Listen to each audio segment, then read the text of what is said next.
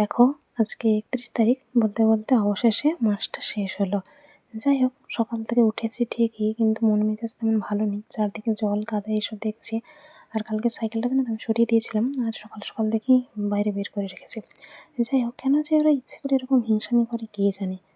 এমনি ঢং করে একটু ছবি তুলছিলাম, এদিকে রেমু ঘুমিয়েছিল, বিস্কিট বের করার শব্দ শুনে উঠে পড়েছে।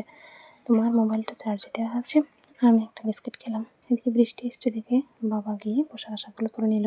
তারপর আমি ঝটপট মুড়িও খেয়ে নিলাম, আর মা আজকের আবার কফি করেছে। অবশেষে কফি শেষ। বাগান থেকে তারপর মা এসে কত কিছু নিয়ে আসছে, আর আমি সেই ফাঁকে ওষুধটাও খেয়ে নিলাম। যাই হোক, শাক আছে, পাতা আছে, আর আমাকে একটা পাকা পেঁপে দিয়েছিল। তারপর মা একটু কাজ করছে, আর বাবা এই জায়গাটা মাটি দিয়ে একটু উঁচু করে দিচ্ছে, কারণ ওখান থেকে জল গড়িয়ে আসে, ফলে বালিগুলো ভিজে যাবে, সেই কারণে।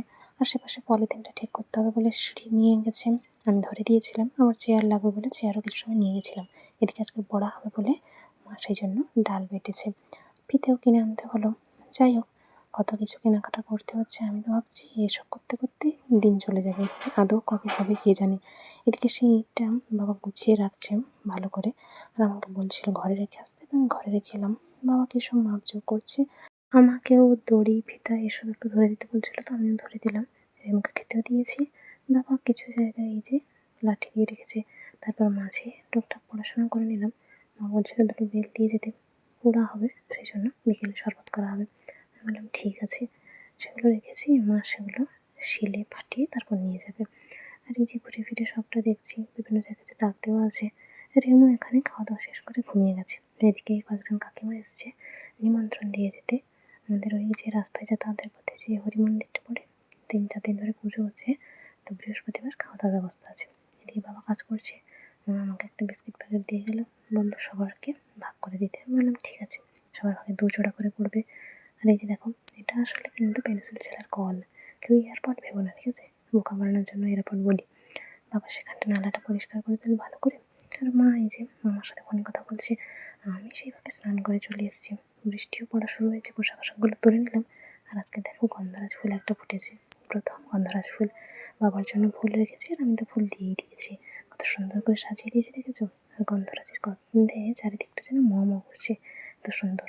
এদিকে কারেন্টের যে বক্সটা, এটা পলিথিনে ভরে রাখতে বলছিল বাবা, ভরে দিয়েছি।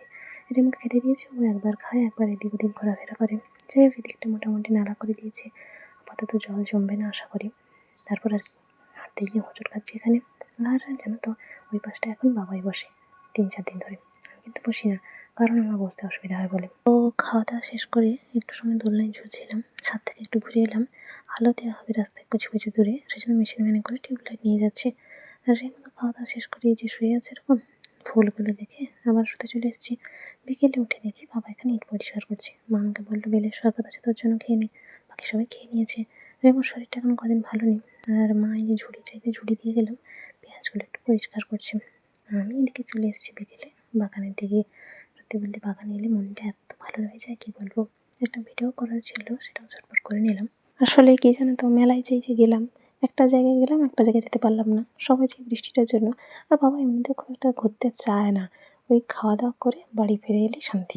যাই হোক, মা তো পেঁয়াজগুলো কাটছে, আর আমি সবার জন্য বাটিতে আলাদা করে আমাকে ভাগ করে দিলাম। এদিকে মা জল করাতে বলছিল, বাবা জল করাতে গিয়ে রান্নাঘরে অনেকটা জল ফেলে দিয়েছে, ছাটা দিয়ে ঝাঁটিয়ে দিল। আর এদিকে মা পেঁয়াজগুলো এখানে পরিষ্কার প্রায় শেষের দিকে, বাবা কাজ করছে, আর রেমু ওখানে বসে বসে দেখছিল, আর আমি এখানে পড়া বাদ দিয়ে ওর ছবি তুলছি। যাই হোক, আজকে দেখো নতুন প্রদীপদানিতে প্রদীপ দেবে মা, মানে জ্বালাবে আর কি।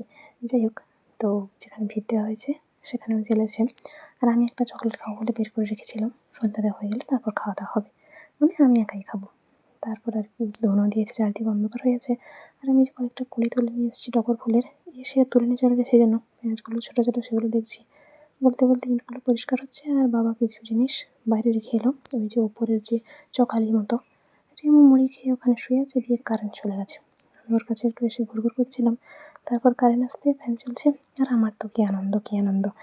যাই হোক, এদিকে মুড়ি খাওয়াবে ঝুড়ি ভাজা দিয়ে, রিমু অল্প মুড়ি খেয়ে ঘুরঘুর করছিল। মা কৌটোয় ঝুড়ি ভাজা বের করে রাখলো, কারণ প্যাকেট থেকে নিতে অসুবিধা হচ্ছিল বলে।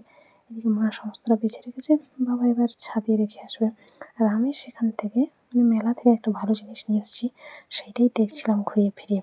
যাই হোক, চাবি রিংয়ের মতো ব্যবহার করা যায়, কিন্তু ব্যবহার করবো না ওরকম। মা এদিকে ফোনে গল্প করছে আর আমি পড়ার মাঝে মাঝে এইসব করছি, ভালোই লাগছে। এই আমার কাছ থেকে একটু ঘুরে এলাম, ও প্রচণ্ড কাশছে, ওর গাটাও বেশ গরম। এদিকে ওষুধ দিলে খেতে চায় না, জোর করে খাওয়ালেও খেতে চায় না। কী এক মুশকিলে পড়েছি। ডাকার পরে অনেকক্ষণ ঘরে এসে বসেছে, তারপর মা ওকে মুড়ি খেতে দিল আর সময় হয়েছে ওষুধটা খেয়ে নিলাম। আর একজন যে আমাকে এটা পাঠিয়েছে পরি বলছে, যাই হোক মা তো ফোনে কথা বলছে আর আমি সেই হাতের একটা জিনিস নিয়ে ঘুরঘুর করছি। পায়ের ব্যথাটা এখন একটু ভালো আছে। রেমুকে মুড়ি খেতে দিলাম আর আমরাও খেয়ে নিয়েছি। রেমু তারপর মুড়ি খাওয়ার পরে মা চেয়ারের নিচে বসে আছে। যাই হোক এটা নিয়ে ঘুরঘুর করছি আর প্রদীপগুলো দেখছিলাম। রেমু তো শুতে যাবে কখন কে জানি, ফুলগুলো প্রায় ফুটে গেছে। জানলাগুলো খুলে দিয়েছি কারণ বেশ গরম হয়েছে। আসলে এখনও এই ঘরের ফ্যানটা পরিষ্কার করা হয়নি আর কি। যাই হোক চলো ঘুমিয়ে যাই, টাটা।